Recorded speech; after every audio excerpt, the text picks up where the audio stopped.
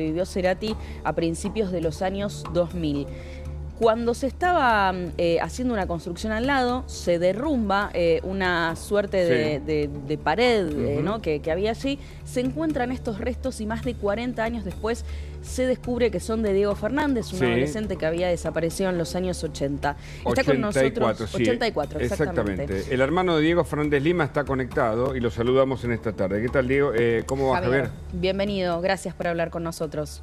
Por favor, ¿cómo están ustedes? Gracias por el contacto. No, al contrario, fuimos siguiendo la crónica, obviamente con el impacto que esto genera.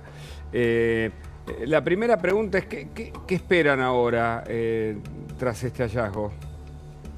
Y esperamos justicia, necesitamos justicia para calmar un poco tanto dolor, que igual no se va a calmar nunca de por vida, ¿no? Pero necesitamos justicia y saber quién fue, por qué. Claro. Era un chico de 16 años, hace 41 años que lo estamos esperando, mucha angustia. ¿Ustedes ya están asesorados con abogados, etcétera? No te escuché bien, perdón. ¿Ustedes ya están asesorados con abogados? ¿Están trabajando con ellos? Sí, eso se está encargando mi hermana, el tema de todos los abogados, estoy hablando con los medios, pero sí. ¿Y hay un cuaderno de tu padre que llevaba los detalles de la investigación que él estaba haciendo, paralelo a lo que teóricamente hacía la policía? Sí, efectivamente, es una libretita que él iba anotando todo, porque en el año 84 no había redes, no había cámaras, era más 4 canales de televisión nada más, y él iba llevando a su manera, iba anotando amigos, datos que le tiraba la gente en la calle. Esa libretita la tiene la fiscalía todavía. Claro. Y entre esas pistas que ustedes tenían como familia o que iban siguiendo como familia, esta casa donde lamentablemente se termina encontrando el cuerpo de tu hermano, ¿estaba en el radar de ustedes? ¿En algún momento pensaron que esto podía terminar desencadenándose allí? No, la verdad que no. No había datos ni de esta familia, ni de esta persona, no. Nada, nosotros nos enteramos gracias a los compañeros de Diego del secundario que declararon que ellos se conocían del colegio, de la secundaria. Ahí recién nos dimos cuenta del curso de línea, por qué Diego estaba en esa casa. Y cuando él sale aquel día y le dice a tu mamá, después de comer una mandarina, voy a visitar a un amigo y después voy a taller, como se usaba, bueno, creo que todavía en las escuelas industriales, ¿ustedes no sospecharon de este amigo? No, nunca. Porque no sabíamos quién era. No le dije a mi madre, dijo, voy de un amigo y después voy a... Y ella no me preguntó, no le llamó la atención.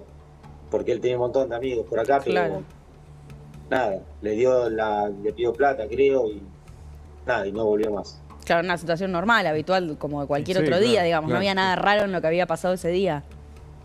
Sí, la verdad que sí.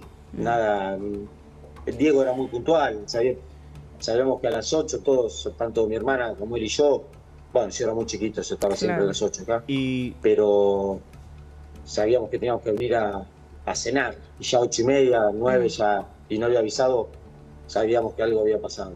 Javier, yo también recuerdo que ayer en el homenaje que le hicieron en Excursionistas, vos lo dijiste, hablando con un colega nuestro aquí en La Nación Más, que por ahí en su momento tu papá sospechó de que cerca, corregime, por ahí me equivoco mal, me recuerdo mal la información, que cerca de tu casa había una especie de secta, que también fue algo que despertó muchas dudas en tu familia.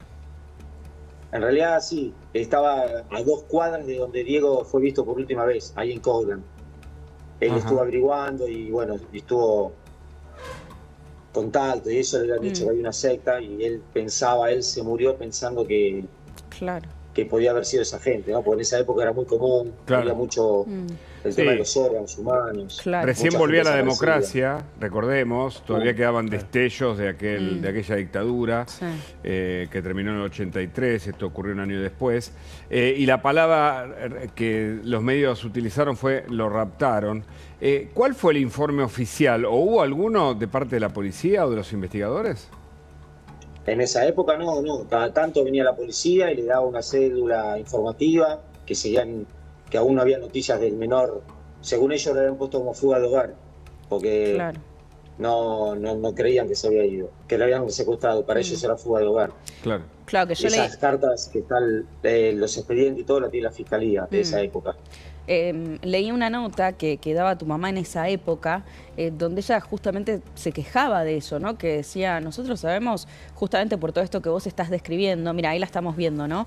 Esta nota que daba tu mamá en aquel entonces, justamente por todo lo que vos estás describiendo de tu hermano, que era un chico de familia, que era muy puntual, que no era muy raro que hiciese algo así de irse de la muy nada. Deportista, y que justamente por esos antecedentes tu mamá decía, es imposible que se haya fugado, y que esa pista aparentemente la policía en su momento no la siguió, y tu mamá se quejaba de eso, de no es fuga de hogar, investiguen algo más. Y eso finalmente ocurrió. ¿Alguien la escuchó a tu mamá en ese sentido o la investigación siempre siguió como fuga? Sí, la investigación siguió como fuga. Es más, te vuelvo a repetir, esas citaciones que traía la policía cada tanto, del 87, hay un par más que le dio la fiscalía, decía que todavía no había datos del paradero y figuraba como fuga de hogar. Nadie lo escuchó. O sea que eventualmente la policía lo dejó de buscar. Sí, en un momento después se dejó de buscar. Sí, nosotros, por eso mi papá iba para todos lados con tu papá siguió la búsqueda él solo. Claro. Y lo que le iban dando datos, había llamados, se fue hasta Salta, a Lanús. Yo en el año 97 fui al Open Door con mi madre, porque nos dieron datos que había ahí un NN que podía ser. Claro, que ocurrió paralelamente a la desaparición de la doctora Jubileo, que fue muy cubierto en esos años, hablaba de tráfico de órganos, todos estos temas sobrevolaban. Ahora, yo te pregunto a esta altura, porque en la Argentina la ley dice que el delito prescribió, en otros países no. Obviamente si la legislación cambia, no creo que alcance a esta historia, pero ¿te gustaría que se trate este tema aprovechando este desenlace o la búsqueda de la verdad para que quien cometió el delito finalmente o en otros casos similares puedan cumplir una pena sin que prescriba? Que no exista más la prescripción en la Argentina.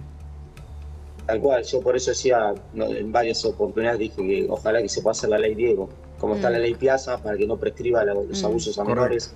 Y en este caso la ley Diego porque, digamos, se encontraron los restos y aparecieron en el fondo de un compañero del secundario. Y bueno, no sabemos quién fue. Hay alguien en esa casa que es culpable y no sé si hay cómplices, no lo podemos saber. De eso está la fiscalía averiguando todo, pero por eso decía la ley Diego, para que esto no prescriba. Son 41 años de...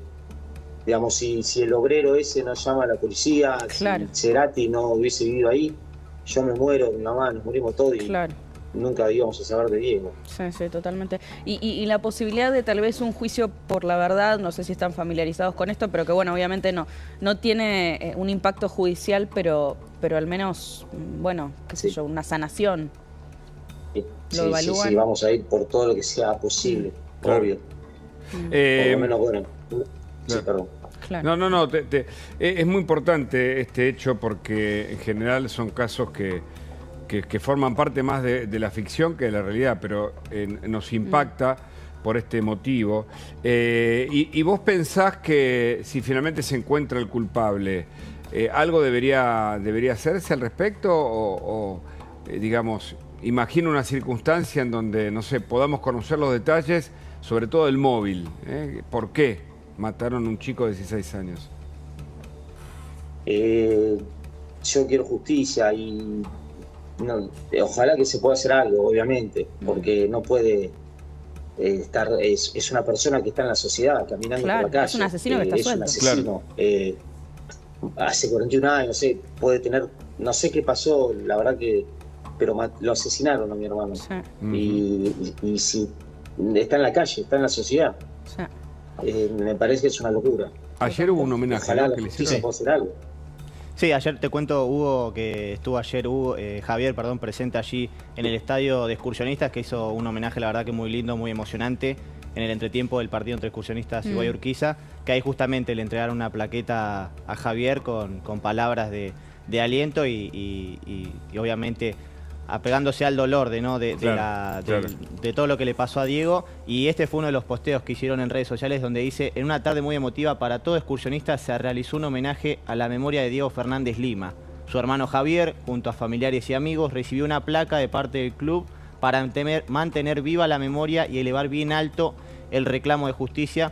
Así que nos puedes contar también un poco detalles de eso, qué pudiste hablar con la gente del club, qué recuerdo tienen de él.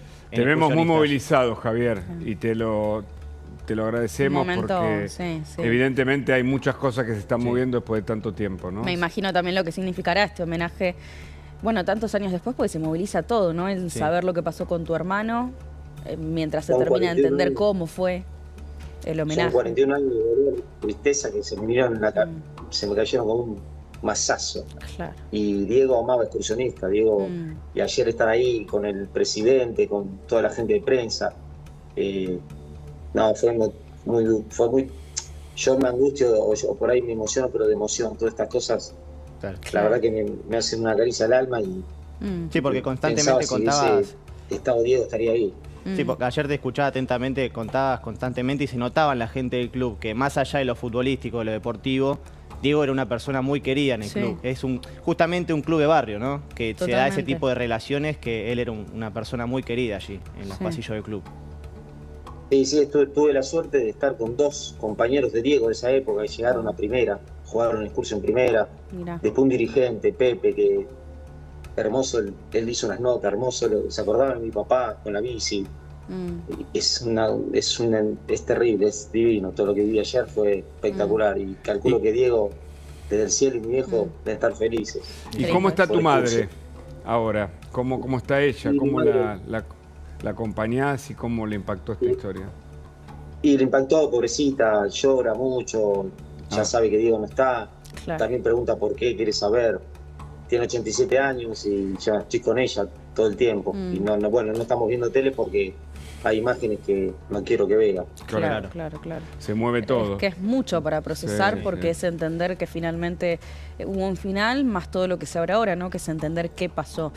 En ese que pasó, ¿ustedes saben cómo va a continuar la situación judicial? Porque entiendo que declararon, vos lo mencionabas recién, los amigos que vieron todo esto por la tele y se comunicaron con la fiscalía, creo que fue. Sí, declararon, ¿no? No sé si van a declarar finalmente quienes vivían en esa casa.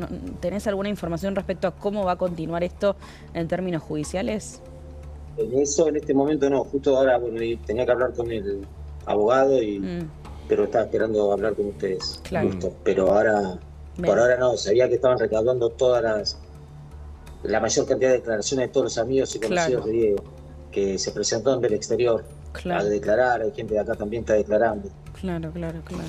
¿Qué sabés de Diego? Vos tenías 5 años cuando él desaparece. 10. 10 años. O sea que, además de tener algún recuerdo, ¿qué te contaban o qué te contaron de cómo era él? Y me estoy encontrando con los amigos y me cuentan cosas que hacía y nada, es hermoso. Yo recuerdo que tengo que jugar acá, ahora estoy en la habitación que yo dormía con Diego. Estoy en la cama de él, sentado. Mirá. Jugábamos al fútbol acá, me pateaba penales, contraía el placar. Me buscaba, como cualquier hermano, me iba a buscar en bici a la casa de mis amigos, al colegio. Y disfrutaba mucho, para mí era mi ídolo, mi héroe. Claro, o sea, vos de 10 y él de 16, el mayor. Y uno de tus hijos se llama Diego también, vos de 10 y él de 16. Sí, también Diego, mi hijo. Diego. Sí. Y por ahí, Javier, vos contabas también que fue algo que la verdad que me conmovió mucho, que por ahí tu mamá, con siempre la ilusión de una madre, ¿no? De esperar y abrir la puerta y que aparezca Diego, vos contabas que por ahí ella había dejado tal cual todo, ¿no? Primero que no cambió el teléfono, no cambió un montón de cosas, con la esperanza, una luz de esperanza de que iba a aparecer, pero por ahí eso, ¿cómo mantuvo ella la casa en esta larga espera? Bueno, nos hablas desde el cuarto, ¿no? De Diego. Sí. Esta cama que estoy sentado, porque acá había una cama cucheta, yo con el pasaron los años, la vida sigue, no queda otra, corté las patas y quedó esta parte que es la que dormía él, que era la de arriba. Y mi mamá hasta la semana pasada se asomaba a la ventana a ver si venía Diego. Mirá vos. Porque la ilusión de una madre es que llega vivo, uno también, obviamente. Yo siempre decía, si está vivo, que sea muy feliz, pero bueno. O sea que una parte se cierra, ¿no? Con esto, ¿no? Se cierra un capítulo, se abren otros. Claro. Sí. Y es difícil. Sí. Es mucho para procesar, es muchísimo. Porque es un duelo que también ustedes tienen que hacer como familia, que están haciendo como familia mientras se enfrentan todo esto que es un capítulo judicial y que también terminó siendo muy mediático, obviamente porque bueno, justo era la casa de al lado de lo de Cerati, que creo que eso también seguramente habrá ayudado a que alguien que lo vio unió las patas, ¿no? Pero digo, qué locura cómo se terminó dando todo. Sí, también el día me comentaron que la última vez que lo vieron a Diego, ahí en la Uni Monroe, ahí estaba el estudio de Soda Stereo, donde la última vez que lo vieron a él. Mirá vos. Justo, wow. Es coincidencia. Obviamente que Cerati, Soda Stereo en esto no tienen nada que ver. No, pero bueno, sí, fue un vehículo, tal vez para... Pero fue un vehículo, sí, vehículo, totalmente. Gracias, sí, totalmente, sí. La verdad que Javier, sí. gracias. Te agradecemos muchísimo sí. por hablar con nosotros. Vamos Sabemos a seguir, que es un momento muy difícil y lo vamos a seguir de cerca. Gracias por todo, gracias por el contacto. Un abrazo, Gracias. un abrazo. Bueno, ahí está Javier, el hermano de Diego. Fuerte, muy fuerte. Fernández Lima en la historia que no termina, que empieza un nuevo capítulo. Tenemos mucho programa por delante en este especial. Ya venimos.